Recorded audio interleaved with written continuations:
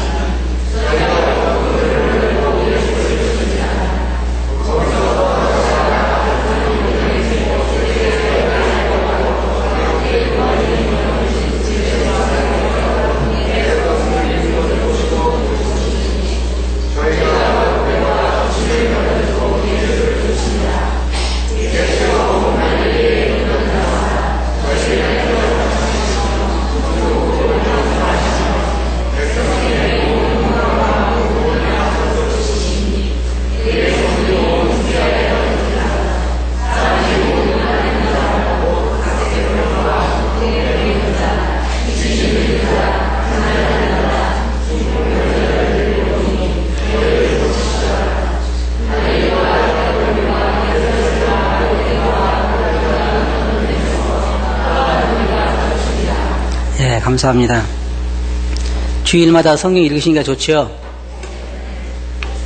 왜 본문을 같이 읽으라고 그러냐면요, 설교할 동안에 본문을 여러분 기억하시라고 이렇게 함께 읽기를 원합니다.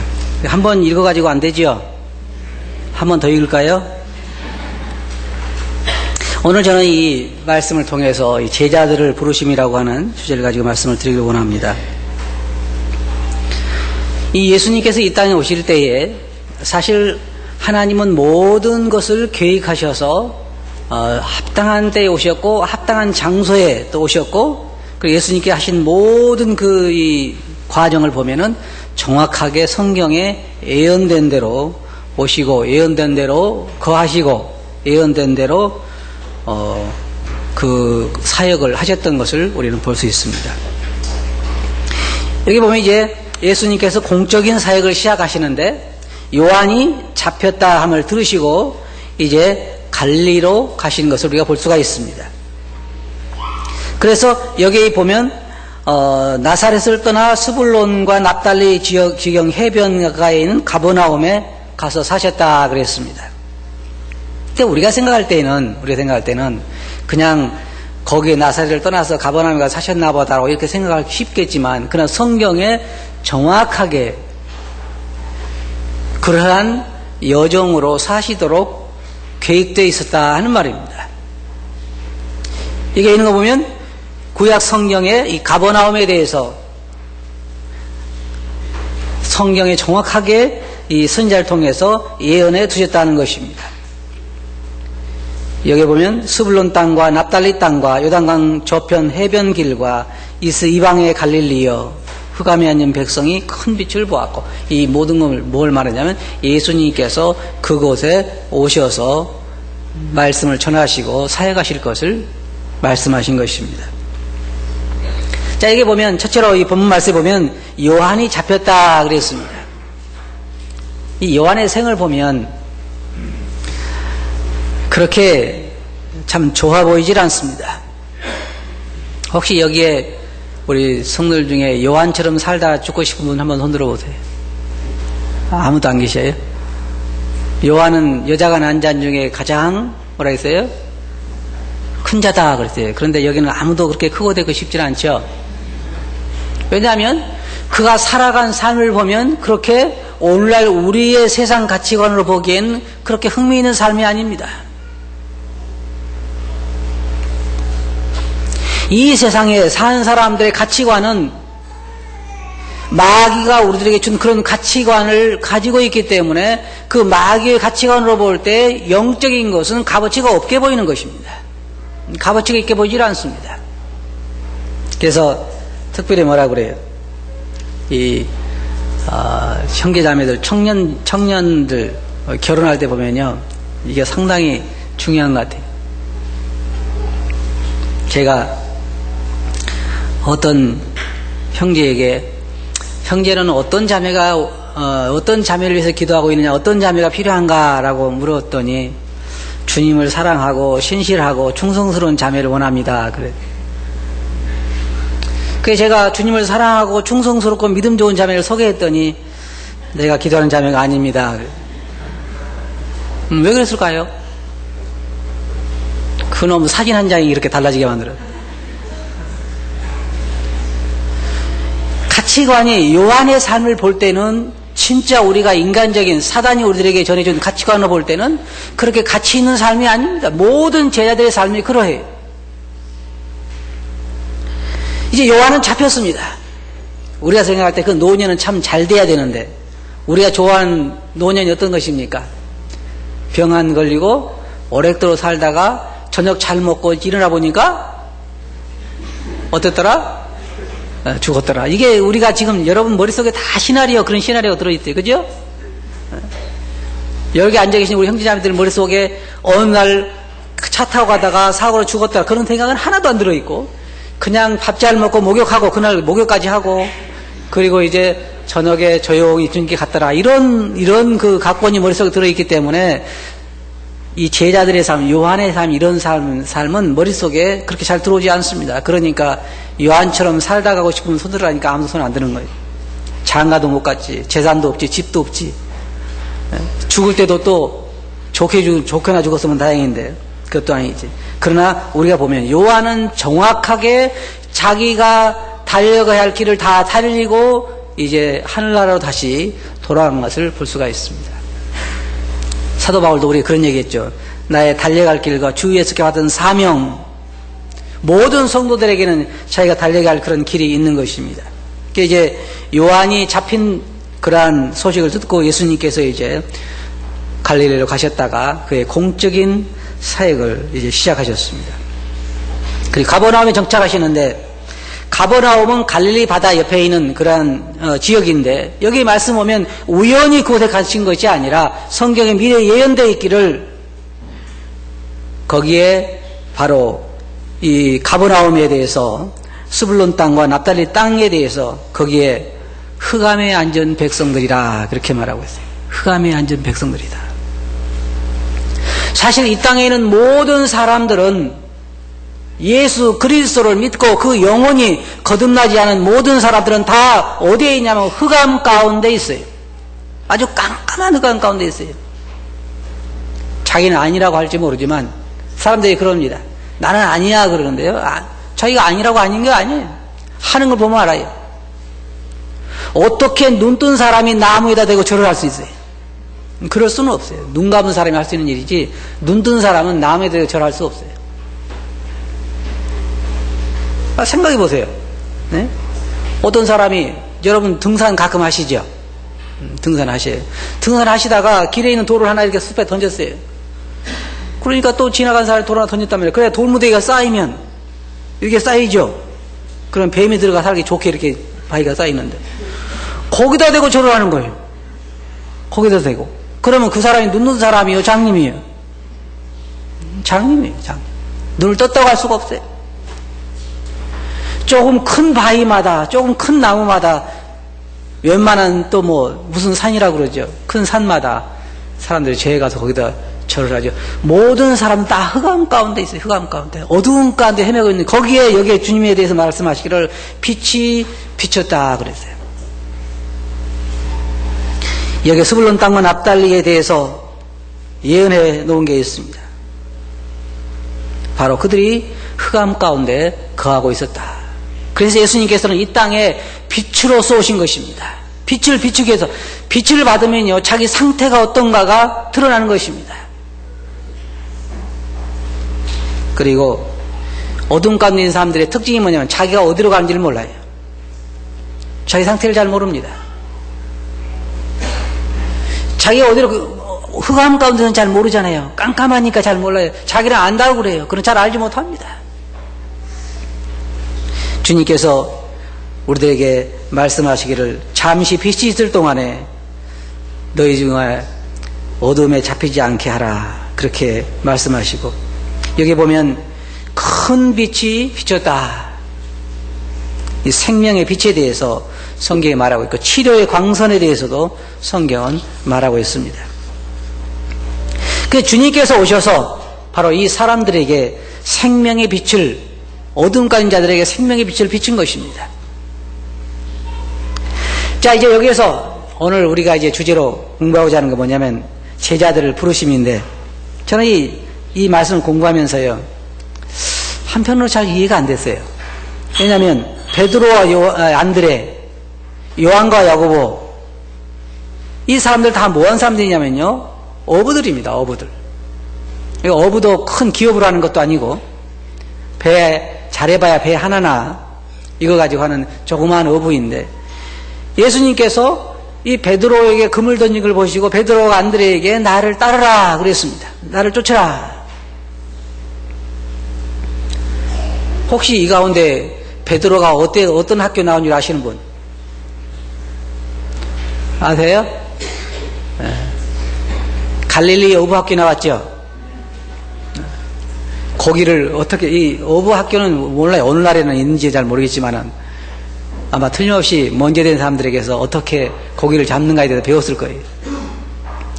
근데 제가 생각할 때 한번 생각해 보세요. 이분은 누구냐면 지금 온 우주를 창조하신 창조주신데, 쉽게 말하면 앞으로 이 흑암 가운데 앉은 온 세상 사람들에게 빛을 비추어야 할 그런 막중한 임무를 맡길 제자들을 지금 선택하고 있는 것이고, 또 더 넓게 가서 보면 온 우주를 창조하신 하나님께서 앞으로 12보좌에 앉아서 온 세상을 다스릴 자를 선택하는 그러한 과정에 있는데, 그 외에 베드로와 안드레가 선택됐다는 것입니다.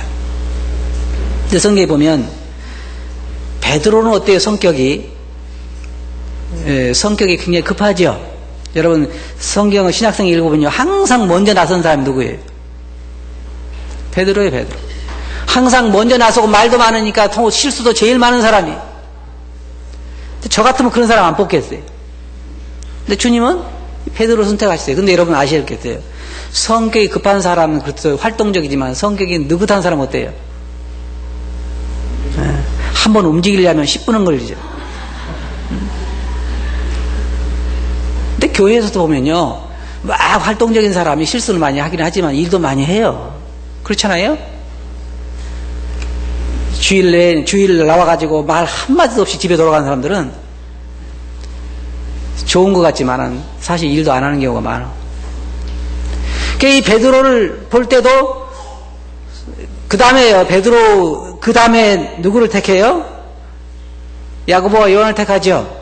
그런데 그 이름이 뭐냐면요, 주님께서 뭐라고 이름을 하셨냐면 번개의 아들이라 그랬어요. 천둥의 아들 번개. 뭐 있잖아요. 그 전에도 말씀드린 적이 있는 것 같은데, 제가 미국에 있을 때 한 집사님 아들이 연년생에 있는데요, 이제 초등학교 아마 2학년인가 1학년 이 정도 되서는데요, 이름이 뭐냐면 천둥과 번개예요.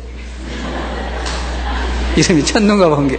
그러니까 제가 생각할 때도 예수님께서 틀림없이 야고보와 요한도 그렇게 붙여주실까, 천둥과 번개라고. 우레의 아들이라 그랬으니까요, 얼마나 했으면 우레의 아들이라 그랬겠어요. 그런데 이 아이들이, 미국 그 아이들 보면요, 진짜 그런 애는 처음 봤어요. 아직까지 제 나이가 먹도록 그런 애 처음 봤어요. 얼마나 그냥 부잡스럽고 둘이 그런지요. 그래, 그 집사님 그 자매님이요, 맨날 자기 두 아들에게 그냥 사라져라 맨날 그래요. 사라져라 제발 내 앞에서 사라져라. 얼마나 힘들면은 그렇게 부잡하고 그런 애들인데, 그 애들이 천둥과 번개인 것처럼 이 야고보와 요한도 보면은, 여러분 잘 아시다시피 이 야고보와 요한이 예수님과 함께 어떤 마을에 가서 복음을 전했는데, 그 사람들이 예수님을 거절하니까 뭐라고 그랬어요? 하늘에서 불을 내려 당장 태워버립시다 그러잖아요. 그 얼마나 급한 성격이에요. 예? 제가 생각할 때 아무런 쓸모도 없는 사람들이라, 이 사람들은. 왜? 성격 급해가지고 어땠어요? 이 성격을 고칠 수 있을 것 같아요? 굉장히 힘들어요. 힘들어요. 근데 주님께서, 우리가 성경에 다른 데 보면은 주님께서 밤새 기도하시고 준비하시고 택한 사람들이 바로 이 제자들입니다. 그래서 저는 이 말씀 공부하면서요, 아, 나도 소망이 있기는 있는가 보다 그랬어요. 한 가지 흠이라면 나이가 들어서 그렇지. 네? 그리고 우리가 성경을 공부해 가면서 보면은 이와 같이 성격이 급하고 다듬어지지 않은 사람들을 주님께서 택하셔서 이들을 훌륭한 그런 주님의 제자로 양육해 가신 걸 보면요, 정말 놀랍다는 말밖에는 할 수가 없어요. 이 베드로와 요한, 안드레를 보면은 그들이 해온 일이라고 하는 것은 고기 잡는 일밖에 하지 않았습니다. 그것도 업으로 하는 일이기 때문에 그 쉬운 일이 아니에요. 그냥 낚시를 좋아해서 낚시하고 그런 일이 아니라 고기를 잡으면 먹고 사는 거, 못 잡으면 그냥 죽는 것입니다. 그래서 여러분이 성경에 보시면 알겠지만은 밤새도록 잡아도 한 마리도 못 잡는 경우도 있고 어떨 때는 많이 잡는 경우도 있는데 어부 생활이 그렇게 쉬운 생활은 아니에요. 근데 주님께서 이 베드로와 안드레를 만나가지고 뭐를 말씀하셨냐면, 나를 쫓으라. 내가 너희로 사람을 낚는 어부가 되게 하리라. 이게 쉬운 일이 아니죠. 한번 생각해 보세요. 어느 날 여러분이 직장에 있는데, 혹은 집에 있는데 어떤 사람이 와가지고, 나를 따르시오. 내가 당신을 사람 낚는 어부 되게 하겠어. 그럼 뭐라 하시겠어요? 따라간 사람은 한 사람도 없어요. 따라갔다 하면 바보라 그러지. 그럴 수가 없죠. 물론 이 베드로는 주님을 만나기 전에 주님과 이 안면이 있죠. 없는 건 아니에요. 하지만 주님께서 하신 말씀들을 보면 좋은 말씀도 있지만, 그러나 우리가 세상적인 상식으로 생각할 때는 이해되지 않은 면들이 참 많이 있습니다. 이제 여기에 또 보면 주님께서 이제 공적인 사역을 시작하시고 얼마 되지 않아서입니다.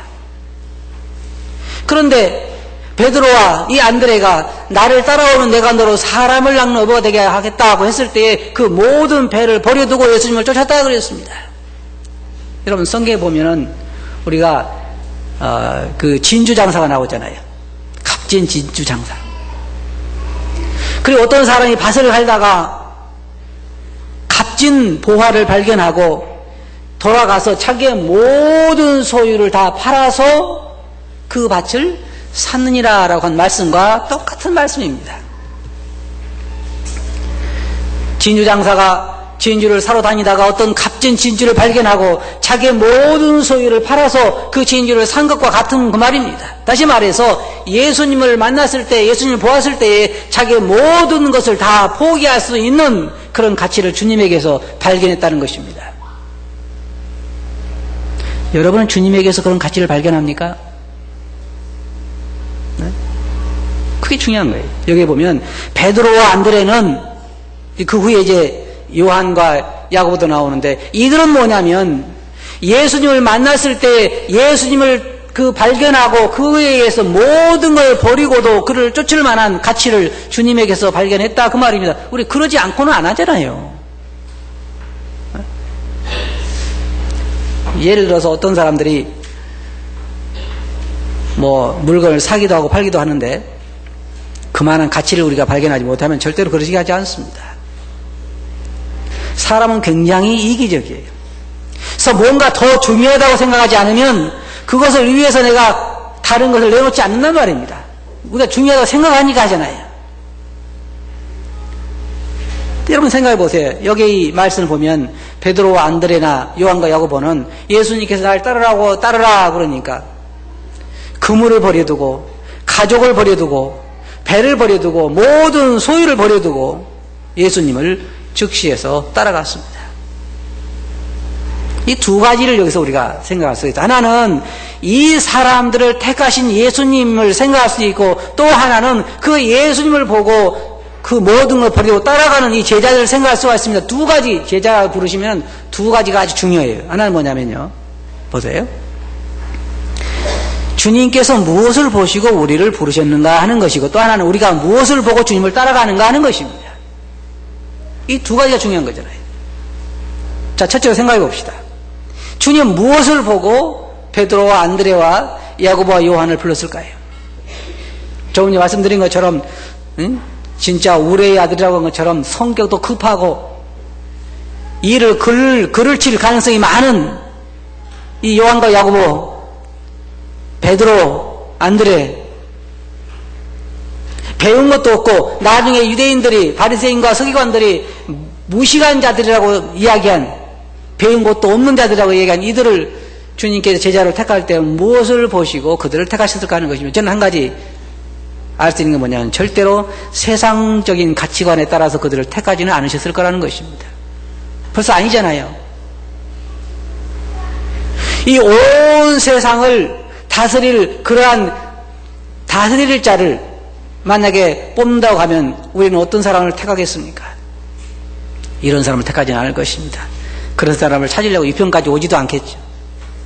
서울에서 다 뽑든지 아니면 다른 데서 뽑고 말지 여기까지 오지도 않을 거예요.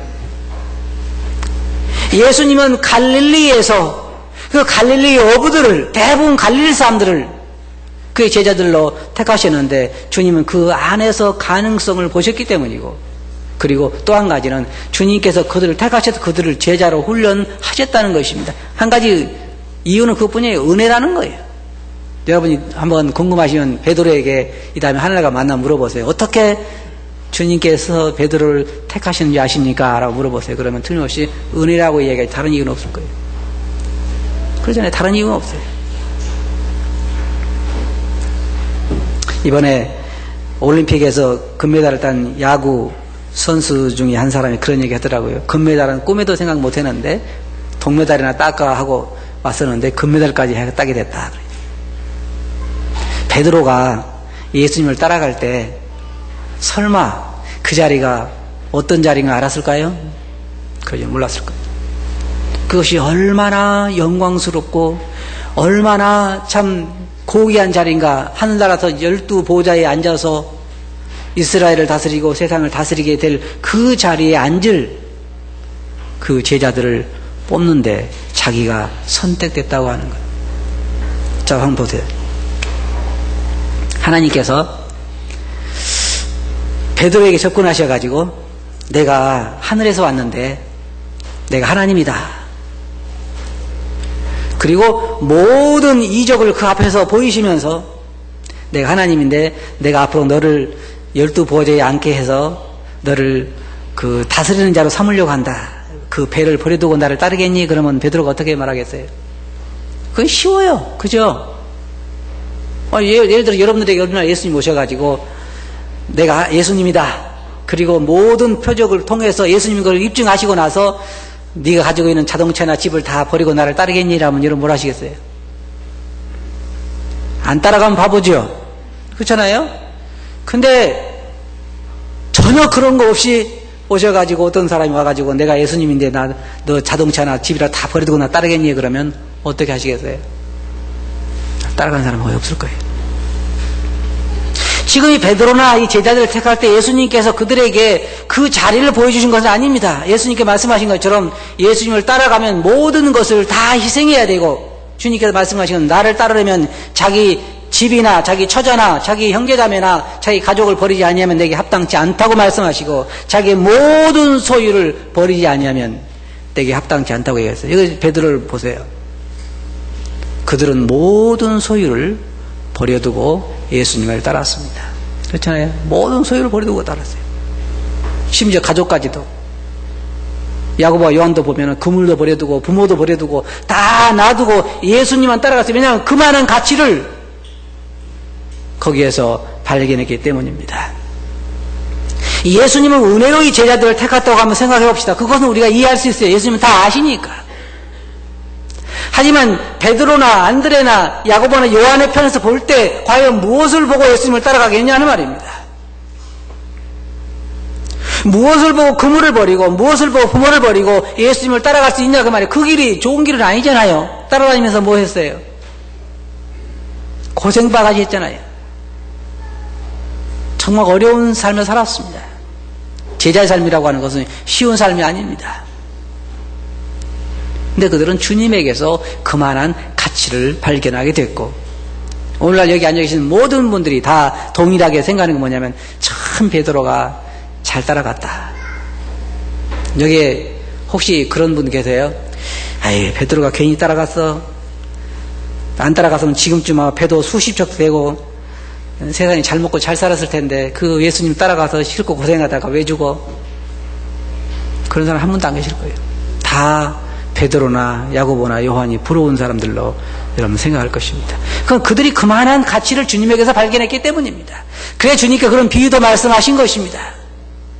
자, 우리는 어때요? 주님에게서 그만한 가치를 발견하나요? 나의 모든 삶을 다 포기하고 내 모든 재산이나 내 가족까지도 놔두고 주님을 따라갈 만한 그런 가치를 우리는 주님에게서 발견하냐 그 말입니다. 주님은 여기에 보면 제자들에게서 그러한 점을 발견하시고 그들을 부르시고 나중에 그들은 정말 주님으로 인하여 지금 큰 영광 가운데 하늘나라에 앉아 있을 것입니다. 주님은 그의 사역을 이제 갈릴리에서 시작하시면서 병자들을 고쳐주시고 그 다음에 복음을 전하시는데, 복음을 전하실 때 두 가지를 외치셨습니다. 하나는 회개하라는 것이었습니다. 그 다음에는 복음을 믿으라는 거였죠. 회개하라, 천국이 가까웠다. 바로 그 일을 위해서 지금 이 제자들을 부르고 계시는 것입니다. 그래서 사람을 낚는 어부가 되게 하는 것입니다. 주님이 이 땅에 오신 목적이 사람들에게 회개를 촉구하고 그 다음에 그들에게 복음들이 바로 그 일을 할 일이었습니다. 그래서 예수님께서 사람을 낚는 어부가 되게 하겠다고 하신 것입니다. 고기 잡는 거 하고, 지금 세상 사람들은 수없이 여러 가지 일을 하고 있습니다. 많은 일을 하고 있어요. 베드로도 예수님을 따라오기 전에는 고기 잡는 일을 했잖아요. 그건 물론 먹고 살기 위해서 고기 잡는 일을 한 거니까 참 좋은 거지만요, 세상에는 그렇지 못한 사람도 참 많이 있어요. 우리 동네에 살았던 그 생명의 집 아저씨도 참, 저는 생각할 때 참 인생이 저렇게 험한가 생각해봐요. 개 양롱을 하신 분 말이에요. 개를 잘 보필하다가 자기는 보필 못하고 죽었잖아요. 그 무익한 삶 아니에요? 짐승을 거두는 것보다는 사람을 돕는 게 훨씬 낫잖아요. 사람을 돕는 것도 좋지만 그 영혼을 구원하는 것은 더 중요한 거잖아요. 주님께서 하신 말씀이 내가 너로 하여금 사람을 낚는 어부가 되게 하겠다. 자, 베드로 이제 결정해야죠. 내가 고기를 잡을 것인가 사람을 잡을 것인가. 주님은 동일하게 우리도 오늘날 부르고 계십니다. 우리들에게 뭐냐면 영적인 일을 위해서 우리의 삶을 살아가는 것입니다. 그러면 이 땅에 살고 있는 우리가 지금 추구하고 중요하게 생각해서 추구하는 것들은 무엇입니까? 다 알고 보면요, 헛된 것들이에요. 그것이 영적인 일과 연관되어 있지 않다고 하면 결국은 그것도 다 바람을 잡으려는 것이고 헛된 일일 뿐입니다.